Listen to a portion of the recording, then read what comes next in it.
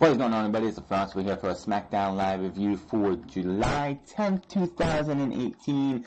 Smackdown Live just went off the air, and it was a show. Let's just say it was a show.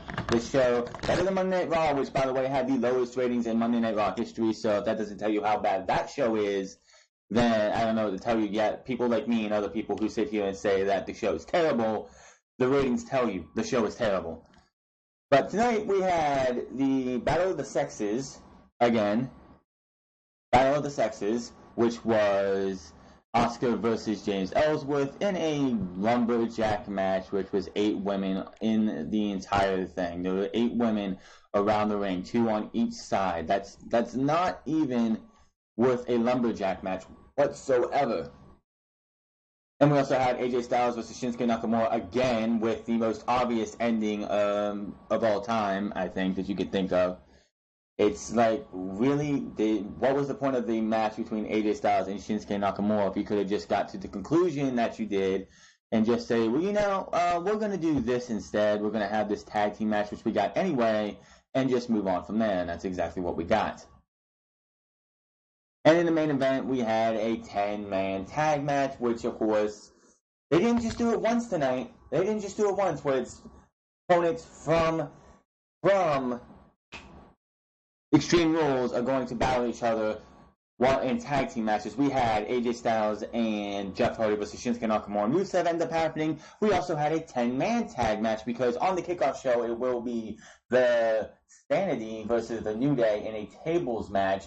Not a tables elimination match, which is what it should be, in my opinion. Not, one member gets knocked down, gets put to a table, that's the end of the match. That's lazy. But we do have those 2 teams going on in the tables match, and of course we had the tag team title match, which is the Bludgeon Brothers versus Team Hell No. That's also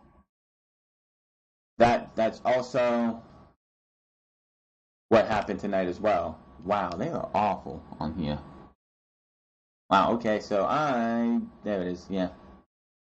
This show was just, it was a show. The opening segment was obviously predict. The Shinsuke Nakamura versus AJ Styles match was too easy to predict how it was going to go, especially when you saw Rusev come out to be on commentary, who didn't see that one coming. If anybody watched that match between AJ Styles and Shinsuke Nakamura, which was being a really good match, and you did not expect to see it end the way it did, and I don't know how long you've been watching wrestling. You must be like brand new, and this is your first episode of Smackdown Live.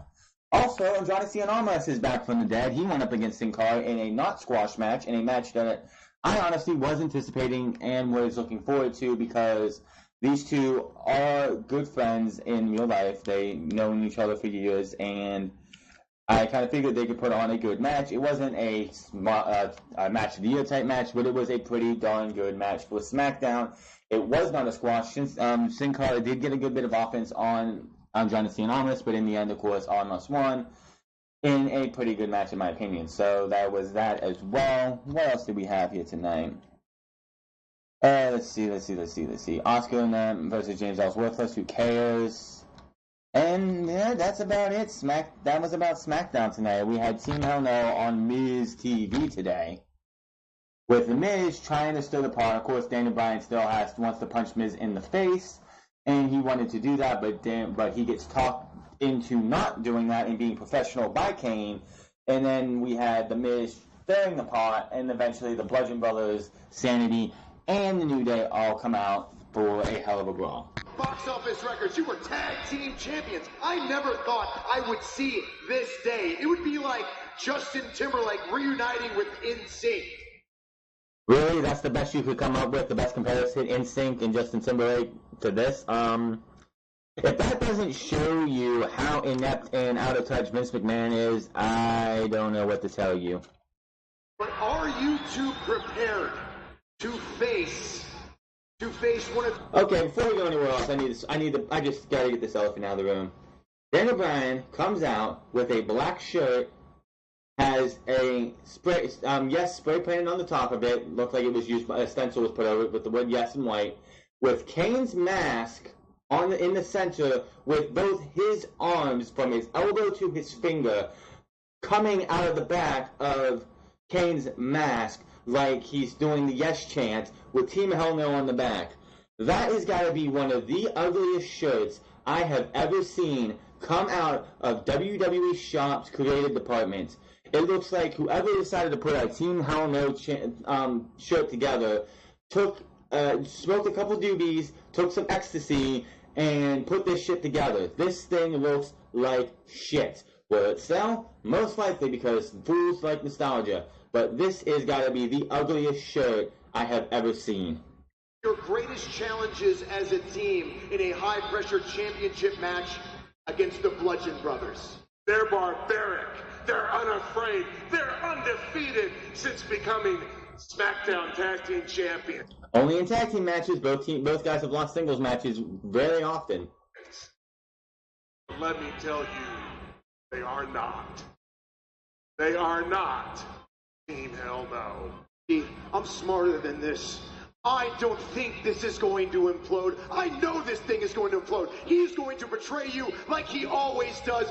They did show a video package of last week, and then item video was spliced in of Daniel Bryan's wife almost getting kidnapped by Kane back in 2014, and Kane choked, hitting the tombstone on Daniel Bryan like 3 times, and also trying to put in him going out on the stretcher. Miz tried to apologize for that and make it sound like, oh, I didn't mean for that to happen, when we all know that's exactly what the Miz meant to happen. So yeah, that's what's going on. That's what goes up to here, and then he started with he knows it's going to implode. And you're going to fall for it like you always do.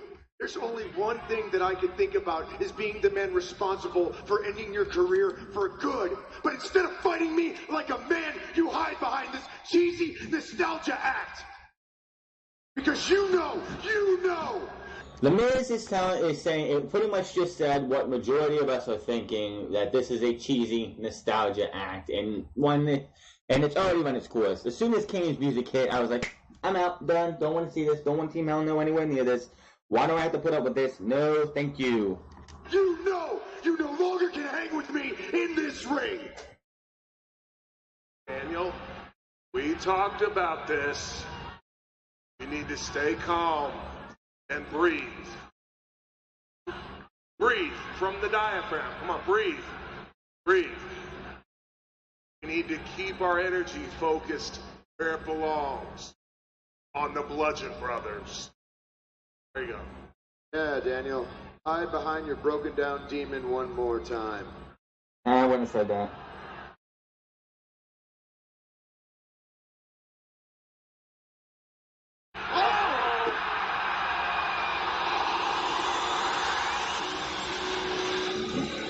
Copyright claims, don't want to worry about that. So yeah, the Bludgeon Brothers are making their way to the ring, and Insanity's music hits. And from behind Daniel Bryan and Kane, Sanity came out and started beating the hell out of them.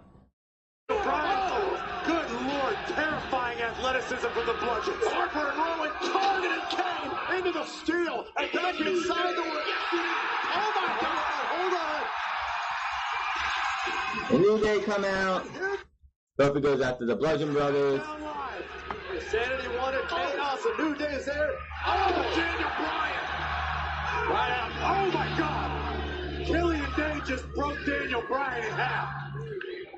Freakishly athletic Killian Dane. Yes, he is. And it looks like the Bludgeon Brothers and Sanity have turned things in their favor. Look at Young inside the ring. Oh, got a hold of Woods. Complete chaos. Oh, Mayhem. Sanity's promised all those things and has delivered in a big way. It's WWE officials are out here trying to stop this. Sanity is not letting up. Double kick on Big E.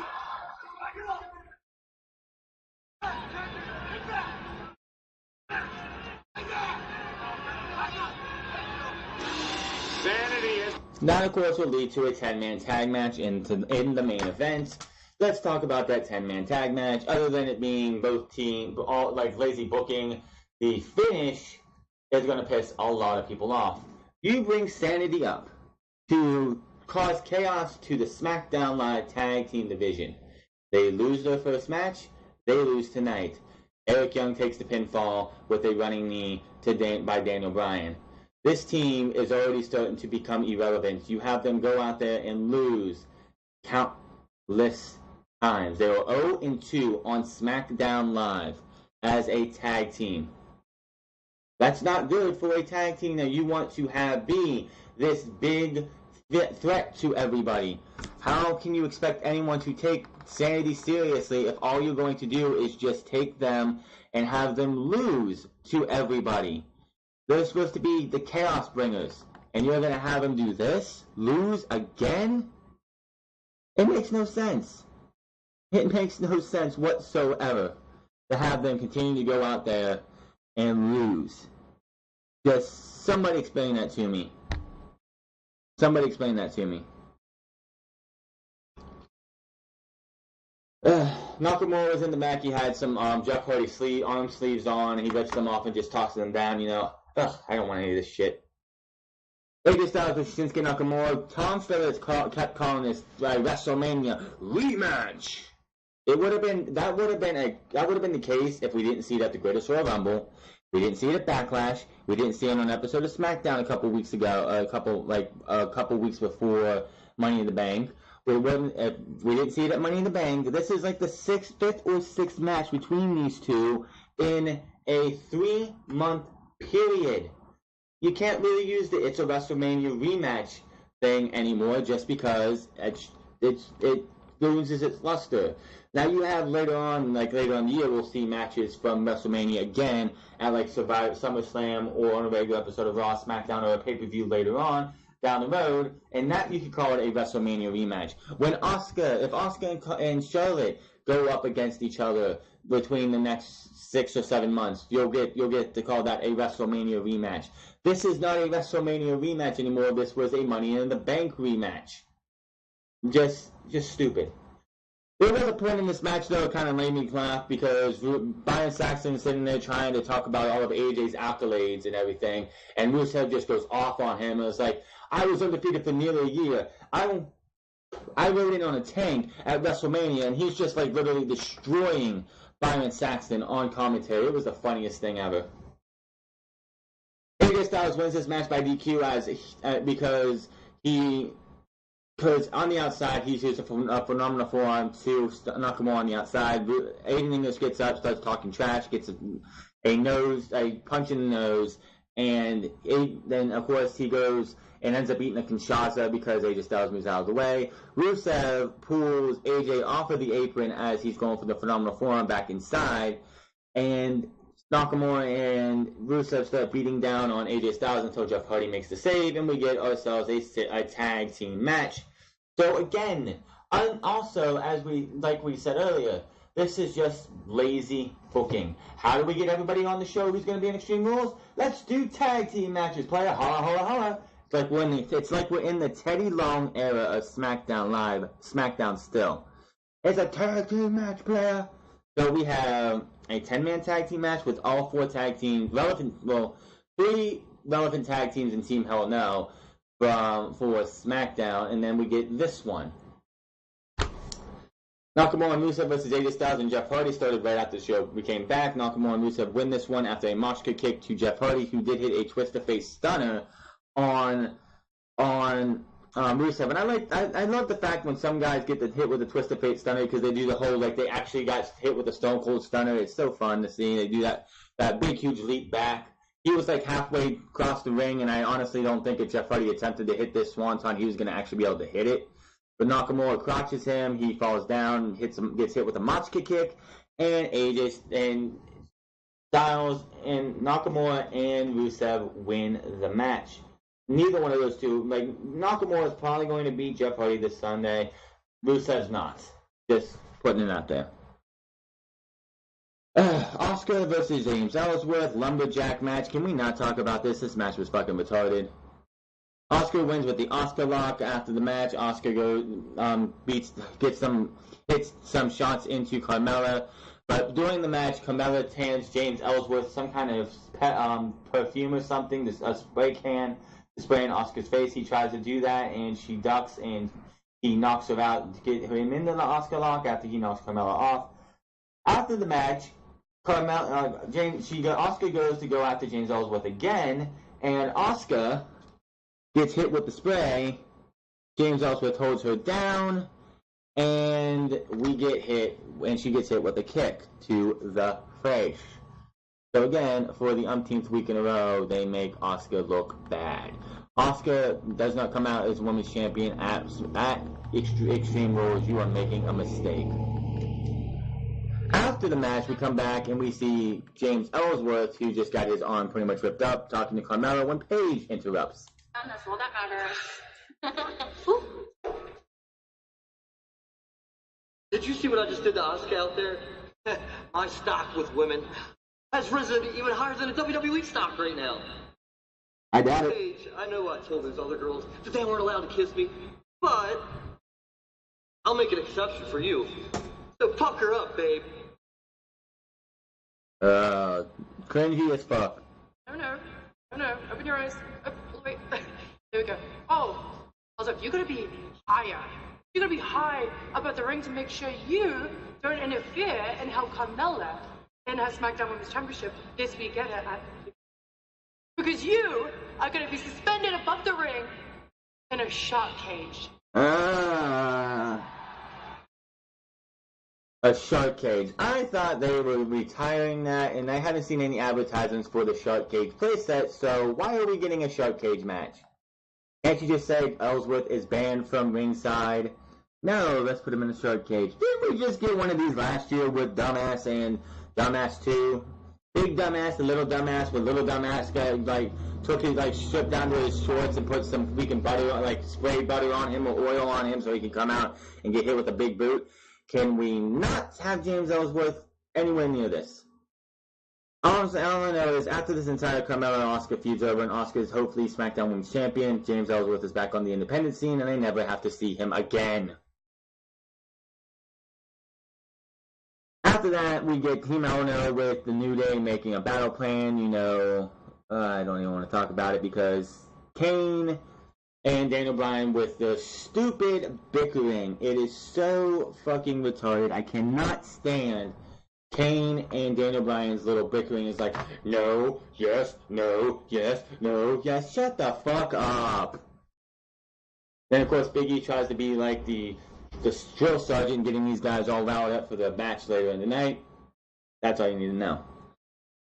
Then we had Johnny Cena versus Sin Cara. This match we were supposed to have a couple weeks ago, like a month and a half ago, I think it was, right before Money in the Bank, which they pulled it from an episode of SmackDown it was supposed to be on because Sin Cara was quote-unquote injured, which he really wasn't.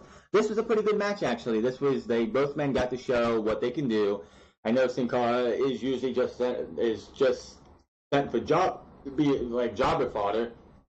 I mean, when Samoa Joe made his SmackDown debut from the Superstar Shakeup, he went out there and squashed Sin Cara. But Sin Cara actually got to do a lot in this match, and it was not as... I know these two, from seeing this match, these two can put on a hell of a match if they wanted to.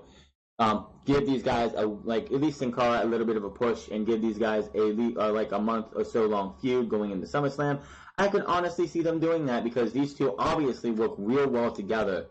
There was a point where it looked like Sin Cara was trying to do something over Johnny Cena. He caught him, looked like he was going to give him an Alabama Slam, and Sin Cara did a reverse a backwards Hurricane Rana to him, landing him backwards on his head. It was a good match. Yes, Sin Cara was in control for a majority of this match compared to Andrade Cien. But in the end, the right man won this match, of course, and Sin Cara gets beat with the double knees in the corner. Andrade Cien is your winner. 10-man tag match, New Day and Team Hell No versus Sanity and the Bludgeon Brothers. Sanity and the Bludgeon Brothers end up losing this match with having Daniel Bryan hit a running knee onto Eric Young for the 3 count. I don't get why you have these guys. You advertise them for 2 straight weeks. But during, after WrestleMania and the Superstar Shakeup, you advertise these guys for 2 straight weeks and then they disappear. They make their debut, they beat down the Usos. The next week they face the Usos and Jeff Hardy, end up losing. Then they beat down the New Day last week on SmackDown Live. And now they got themselves another L. They are 0-2 as a tag team, and I guess the only technical win they have is the fact that Eric Young beat Jeff Hardy by DQ because of the Usos attacking and coming out and attacking against Sanity a couple weeks ago. This match was just as usual. It always starts out, anytime there's a 10-man tag match, and I'm so over multi-man matches like this, regular tag team matches, when it's a legit tag team versus a legit tag team, I am fine with, but this I just don't want to see anymore. Let it go, Vince. Let it go. But, yeah, it's like 10-man tag matches always start as it is. Both teams brawl, big. It's like 6-man, 8-man, 12-man, 10-man, whatever tag team matches always start out with everybody brawling, and this babyface team taking over, like pretty much standing tall as they go to the first commercial break. And something else, and they've been doing this since WrestleMania build-up, and it's getting fucking annoying. We get to this show and last night, and both shows, during matches, advertising matches for the pay-per-view for the opposite show. This is a brand split. Why are we getting matches advertised on Raw for SmackDown's side of this show? This is a mistake for the dual-branded pay-per-views, and I don't want to see the dual-branded pay-per-views anymore for this exact reason. This is ridiculous how they do this. There's just absolutely no reason to have me watching. I want to watch a match. I don't want to see the picture, when they go to picture-in-picture commercial for themselves, that's fine, but it's like, then we get to, when you go to commercial, because they have to go to commercial break and we get picture-in-picture, fine. It's like, I don't want to sit there and watch AJ Styles versus Shinsuke Nakamura, and it goes black screen, and it says Extreme Rules, does the Extreme Rules logo thing, and we're getting an advertisement for, like, Ronda Rousey, or not Ronda Rousey, but Nia Jax versus Alexa Bliss. And it's also just convenient that they left the Roman Reigns, Bobby Lashley advertisement for the main event, thus confirming that Vince McMahon, like a motherfucking retard that he is, and I'm going to say Vince McMahon has dementia or something, he's going to have Roman Reigns versus Bobby Lashley be the main event of Extreme Rules, and anybody who thinks that's a good idea, you are retarded. Just going to put it out there. You are a dumb-ass retard. Just saying. Because they aren't even fighting for anything. It's just Bobby Lashley versus Roman Reigns in a match that doesn't even have an Extreme Rules stipulation. We got a shark cage match tonight, which is not an Extreme Rules match. It's not an Extreme stipulation. Carmella can keep the title by DQ. We have a tables match, a cage match, an Extreme Rules match, and an Iron Man match. And that's not even half the card. I think that's half the card. That's half the card for a pay-per-view called Extreme Rules. They just got rid of Clash of Champions and moved TLC down to, and we'll talk about that on Saturday, after everything that we talk about at the beginning of the show. But it's time to end the Extreme Rules pay-per-view setting. It has not been a legit Extreme Rules pay-per-view in years. They stopped going to the Extreme Rules pay-per-view. Like, that was a couple years ago. I remember when, like, RVD faced off against, I think it was Alberto El Patron in an Extreme Rules match. Everything had like these extreme stipulations, and the only time a weapon was used was when RVD used a trash can. But it just seems like they don't even care anymore. It's ridiculous. If you're going to use this pay-per-view stipulation or the pay-per-view name, use it. If you're not going to give us Extreme Rules stipulations or any type of Extreme Rules, like any stipulation, then just get rid of the pay-per-view name. It's not needed. An Extreme Rules stipulation should not be just set down as a pay-per-view. Just like we don't need Hell in a Cell. We don't need TLC. We don't need any of these pay-per-views. It's just enough. It's time to move on from Extreme Rules. This should be the last Extreme Rules we get as a pay-per-view ever. Give me something else. Give me something else. I know this is a short and sweet one, but that is your Smackdown live review. There was not much here tonight. It was just a show. But make sure to hit that subscribe button, comment down below, like this video, find me on Twitter at TheFrance, hit that follow button over there, find me on twitch.tv/TheFrance08, make sure to hit that follow button over there. And we'll be back here for NXT tomorrow. Thursday, we will have an Extreme Rules preview and prediction show. And all you guys just love seeing those. But I will be here for that. And then, of course, Saturday, we're going to have a special edition of Unscripted with some truths and everything coming out at the beginning of that show. So I hope you guys are looking forward to that. Until then, I will see you guys tomorrow for NXT, where everything actually makes sense. So then, I'm out.